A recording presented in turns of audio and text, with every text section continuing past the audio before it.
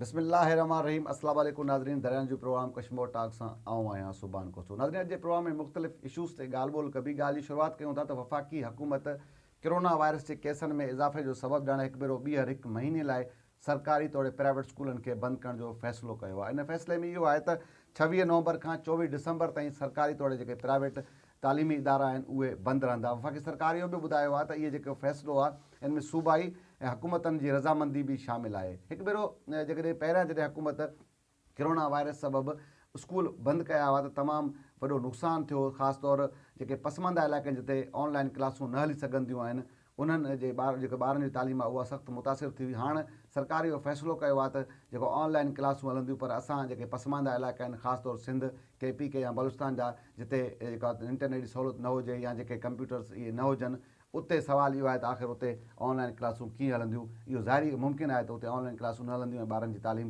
मुतासिर थींदी। सुवालु इहो आहे त कोरोना वायरस जे केसनि में अगरि इज़ाफ़ो आहे त पोइ सरकारी तौरु जेके अपोज़िशन जा जलसा उहे ज़ोरो शोर सां जारी आहिनि। उते वरी तादाद में माण्हू शरीक थियनि था।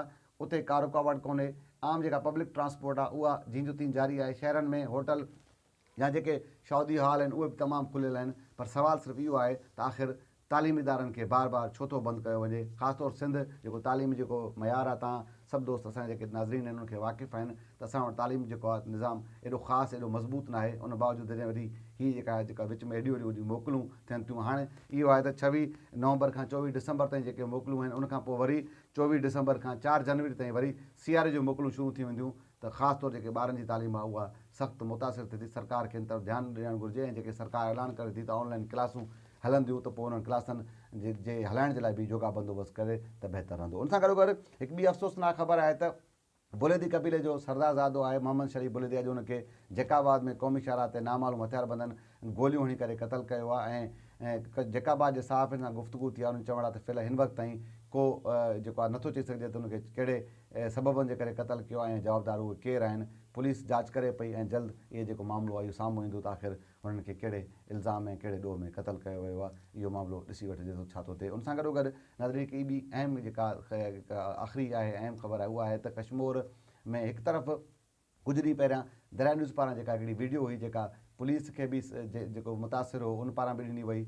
हिन वक़्तु ताईं उहो जेको चोर आहे उहो गिरफ़्तार न थी सघियो। आख़िर उहो जेको चाबी चोर आहे उहो केरु आहे ऐं पुलिस जेका सुस्त जेकी जांच आहे उहा सुस्त रवि जो शिकार आहे।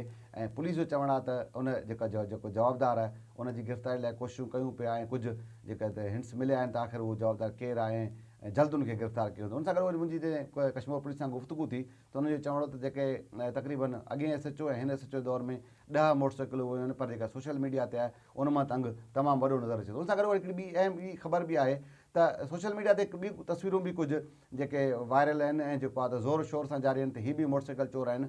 त अगरि उहे मोटरसाइकिल चोर आहिनि त पुलिस जो खे उन्हनि खे बि जांच में शामिलु करणु घुरिजे त आख़िर इहे चोर ऐं बिल्कुलु जंहिंमें जेके फुटेज अगरि जेके फ़ोटू ऐं वीडियोज़ आहिनि उनमें जेके चहिरा आहिनि उहे बिल्कुलु साम्हूं क्लियर आहिनि त पुलिस अगरि उन्हनि खे ज़ाहिर नथी करे थी या पुलिस जी ग़फ़लत आहे। ऐं अगरि कुझु माण्हू अगरि उन मामले खे ॿियो रंग ॾियनि था त उन्हनि जे ख़िलाफ़ बि कार्रवाई थियणु घुरिजे। बहरहाल इहो सॼो मामिलो पुलिस जे कोर्ट में आहे त पुलिस हिन मामले खे कीअं कवर करे थी ऐं आख़िर इन्हनि चाबी चोरनि खे कॾहिं आवाम जे आॾो आणींदी ऐं कॾहिं उनखे कैफ़े किरदार ते पुॼे। अॼु इन प्रोग्राम जे सुभाणे वरी कंहिं ॿिए इशू कंहिं ॿिए माण्हू सां मुलाक़ात थींदी। अलाह भाई।